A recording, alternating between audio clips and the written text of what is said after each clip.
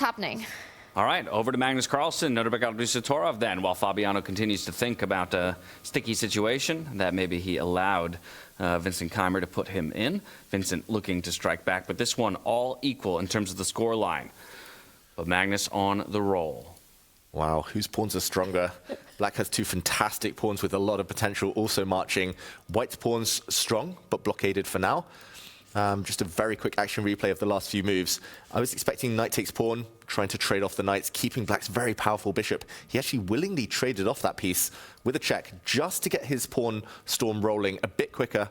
The white knight went back, and this is how we got here. I could easily see this turning, though. Like, one more move, and Black's taking over.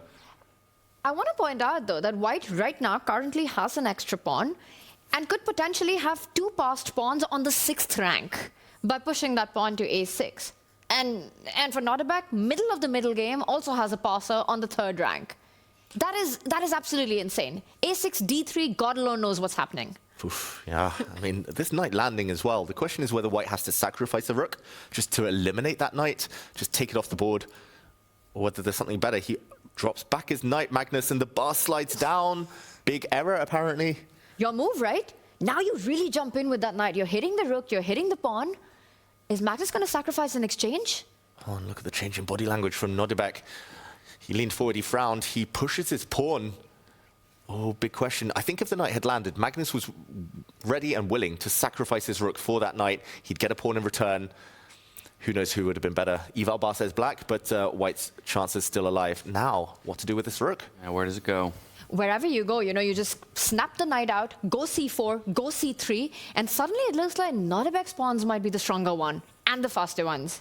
I'll just show that if the rook moves up, maybe the most natural move on the board, then knight trade, and the knights would come off, and oof, I think I would take black. Connect 3 after all. Stronger than connect 2.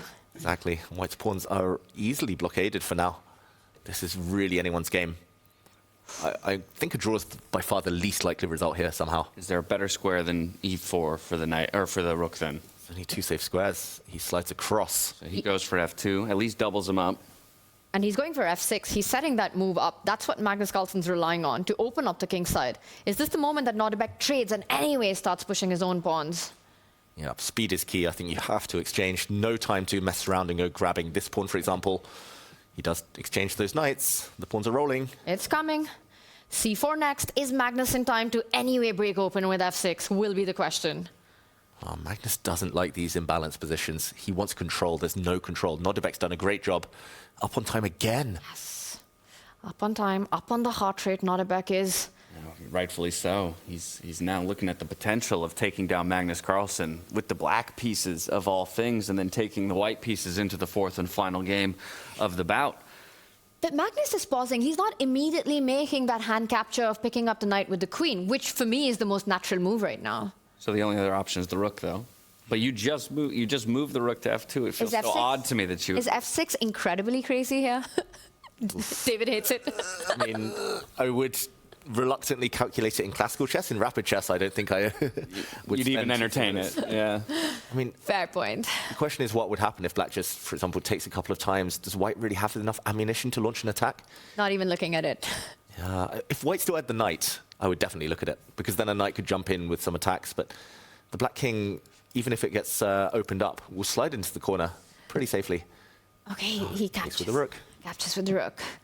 Instant c4, plants the queen to the center. Something Magnus loves to do is centralize his queen. Oh, but the computer hates this decision from Magnus Carlsen. The bar is becoming very black right now. You can't push your pawns yet, because stuff is hanging. Hard to make progress. You need to defend that d pawn if you want the c pawn to move ahead. Bring a rook to that file. Makes a lot of sense. Magnus has lost total control. I think it was that a3 decision. It's so difficult to spot earlier. We saw that pawn sacrifice that the computer highlighted, but yeah, unless you're a creative genius, unless you're in the mindset of just going all in an attack, it's impossible to find. And almost a 2.5 minute advantage on the clock in a very critical moment where there are going to be a lot of tactics coming up as well. You also have certain checks that you have to watch out for with the a5 pawn falling. But right now, it's all about getting the c pawn moving for Nodirbek Abdusattorov. Still not easy. Not easy. this one is so tense. This one could be hugely important for the match.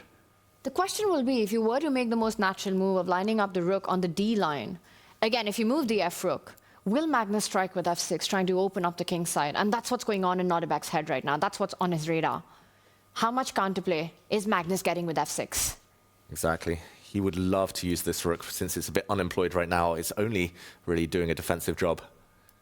He would love to slide it into the center, and Magnus would have to do something immediately. Very impressed by Magnus's poker face, calmly chewing that gum, trying to calculate. Now we've been looking at the rook to defend the d-pawn. There is one other option, of course, the queen could come to d6. How are you pushing c3 after that? That's what I'm thinking, because the d3 pawn is still under fire. Yeah, it's not so easy. Maybe that's just the way to start, and you kind of leave white guessing before then deciding which rook to plant in the center. But yeah, I would say a rook move is the most natural right now. Yeah, I could see maybe some checks, maybe this diagonal, maybe this square. But you know what? It's so important for Nodirbek to take a decision quickly, because he has to play on the clock and the board both. If he wants his winning chances, if you have to put pressure against Magnus, you need to move fast. Yeah, and with the hand to the lips, feels like he recognizes that. He's going to reach for the rook, and in the end, slide it over to the d file. What do you think? Are we going to have a pawn move? And will it be f6? Ooh, f6. The question is, what next if that happens? h1. Shuffle it over first. The king instead.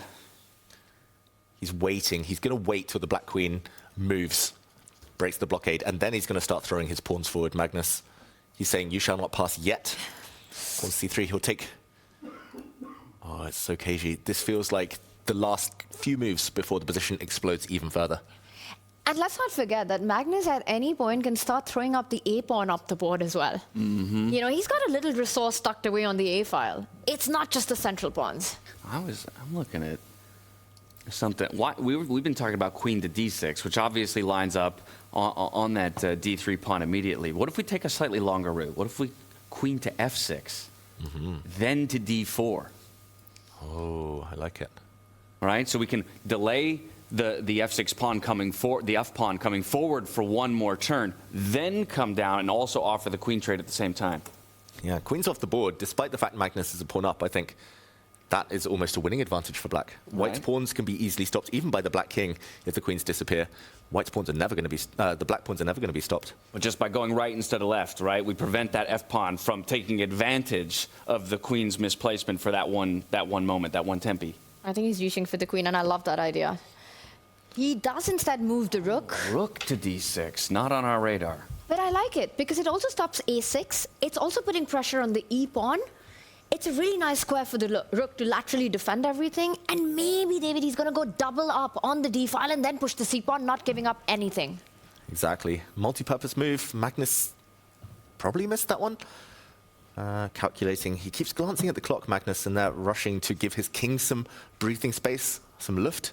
Just continued waiting moves, right? He's just kind of sitting and simmering. Ooh, but threat now on the board. The black rooks have doubled up over defense of this pawn now, and c3's coming. Got to be prevented. You have to stop that. Whatever it takes, you can't allow c3. Either slide your rook or put your queen at the center of the board and take control of that square. Queen e5 will be met by b4, only reinforcing the idea of c3. Ooh, that is a tough one to stop. This is really difficult now for Magnus Carlsen. He's just got to go into real passive mode. I think his attack has just dried up. Magnus is not getting to the black king anytime soon. f6 is just going to be met by a capture with no minor pieces left. The black king relatively safe. f6 just never landed in the game. Never. It could have done, but he missed his moment. Now how to stop the mirror image move, c3. It's one of these two pawn pushes, but black's getting there first. Missed that earlier window. Now that window is shut. And you really don't want to put that rook from the f line all the way to the c line just to defend against this threat, because then you're giving away any hope of an attack on the right side. Yeah, and these players, they're taught from a young age not to defend passively unless it's the only way forward, unless it's the last resort, unless you see nothing else. So does Magnus see any other way forward? He's under 2 minutes. I was just saying, he needs to take another look at his clock. He was checking in on it earlier, but now he's spent about a minute and a half already here on this move. And this isn't the final question of the game that he'd have to answer. Many lie ahead. Peter was saying earlier that the previous game between them when Nodirbek had black extra pawn, Magnus had 10 seconds or 20, 30 seconds, but easy to defend because obvious moves. There's no obvious moves here. And I think it might be blunder territory for any human, let alone Magnus Carlsen. What to do next? Nodirbek has to be sensing his chances, right? I mean, look, he's got that full lean in. He's right back in, knowing that there's blood in the water. He can smell it. He's checking in with Magnus as well. He did it. Yeah. He gave the look. That was... There you go. The chair's shaking. The arena might be shaking as well. And the thing is, this is the end of the best of 4. You've got only one more game after this. Yeah. Whoever wins this, it's 1 foot into the final. And again, Magnus, you got to take a note from Chrono 24. Keep track of time, my friend. We're coming down the final stretch, under a minute, 40 seconds to his name. And like you said, Tanya, it's not going to be the last question he has to answer in this game. Magnus's heartbeat is nearly never over 100 either. So that shows his nerves. That shows how dramatic this is. Under 30 seconds now. He just has to move. Nodirbek's a killer in these positions. And he does it. He goes for that very passive defense. And you know he hated it. He hated it. And Nodirbek was ready with his response. That's big. And that shows you that Nodirbek understands the position he has Magnus in. Wow, this is getting even crazier. Both pawn chains are being broken. White's connect 2, the 2 pass pawns have been hit and will most likely fall apart here and now. But white has hit the base of the black pawn chain, and these black pawns also being broken up. This is good and bad news for Magnus. It's going to make it very forcing, but calculation's so important. And 38 seconds, no room for error now. Ooh, and there's a trade there. He's going to pick up the e-pawn as well. Nodirbek Abdusattorov here. The queen or rook, that's the big question. Can you take with the queen and hope to win that endgame? And he can only thank his stars, Magnus, that he played that little move h3 with no back rank weaknesses just a few moments ago. Yeah, he saw it coming. The white king has breathing space. Taking with the rook is maybe the most ambitious move here, aiming for some checks. But if rooks ever get traded, if the black queen ever moves away, white will also have checks against the bare black king. The one move that I would be hesitant to make is pawn takes pawn, giving away that c-pawn away.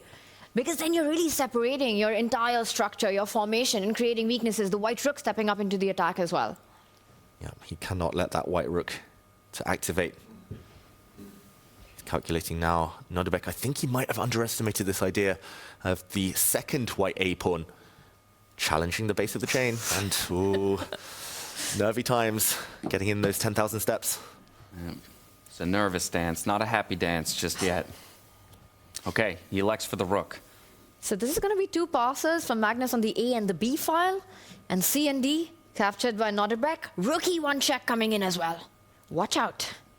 Calculation is needed. Magnus will need to be 100% confident he can give perpetual check.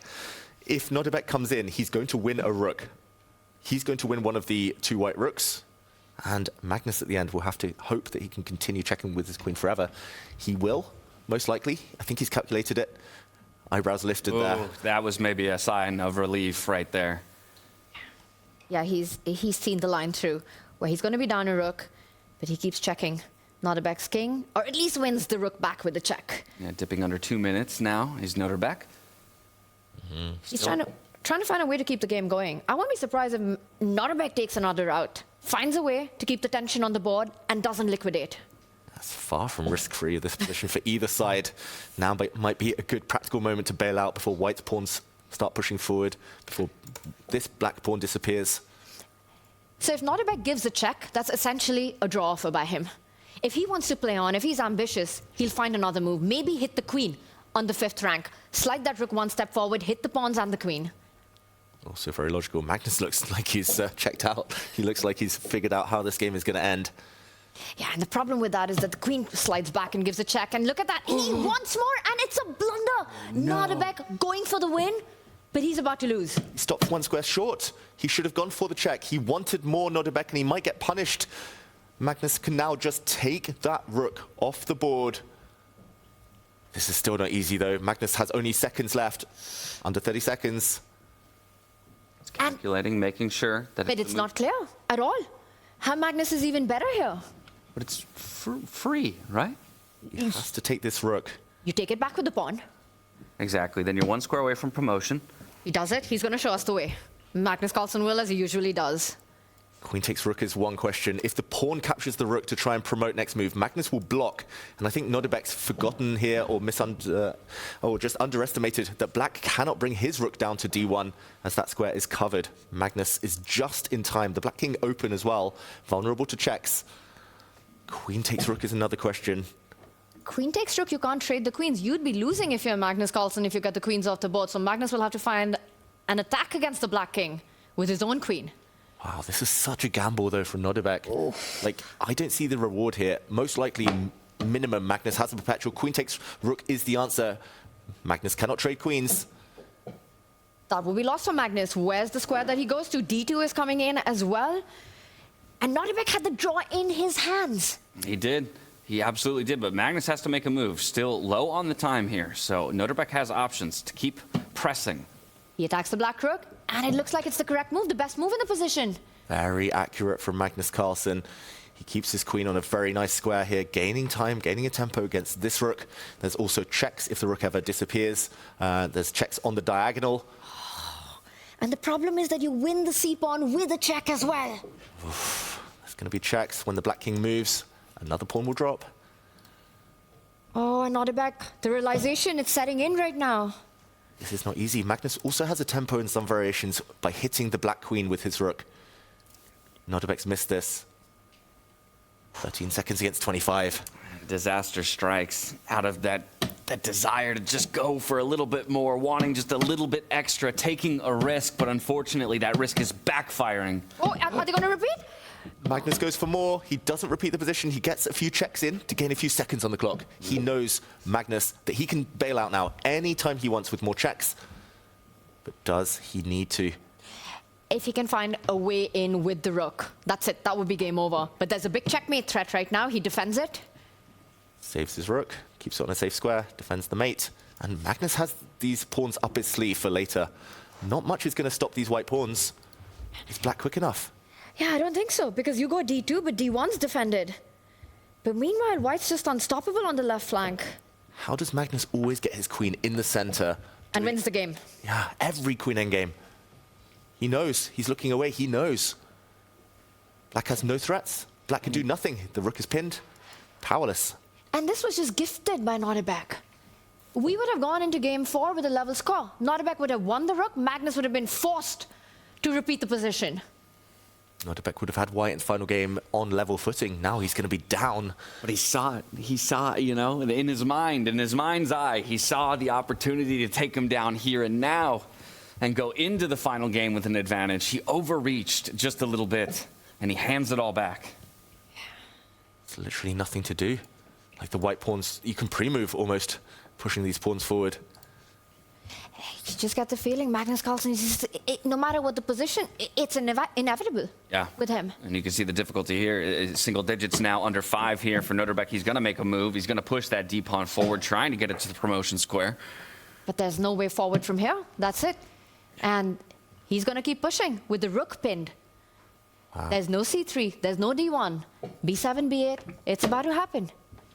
Oh, he moves his king across out into the open. He's trying to liberate his rook. But no real threats. The only trick is that the white pawn stepping forward might get captured by the black rook. So instead you push the a-pawn forward, right? Just ladder your way up. 2 connected pawns together work so well on the outside of the board. Give it the assist. Could also give checks with your queen, drive the black king out into the open. But looks more logical, looks safer to push that a-pawn. Magnus just double checking the lines. 20 seconds left. Feels like an eternity in this position for Magnus. He's working it out. He gives a check. Ooh, all the way to d8, forcing the king, and now goes b7. Magnus Carlsen about to win. That is touchdown. The b-pawn, it will be a second queen for him. The promotion square for black, covered by 2 pieces. The white queens will swoop back. No more tricks. 8 seconds, but he could have an hour on his clock right now, Nodirbek. This is gone. Searching for answers. No answers will be found. Dives in as a last resource here with the rook. Oh, but look at that double attack. That check will end the game. The queen can pick up the rook on the next move. There will be some exchanges, but white will end up with extra material. He's going to take it off with his rook. See 4 queens on the board. That B pawn one step away. It's the safest way for Magnus Carlsen. Is it to trade queens and then queen?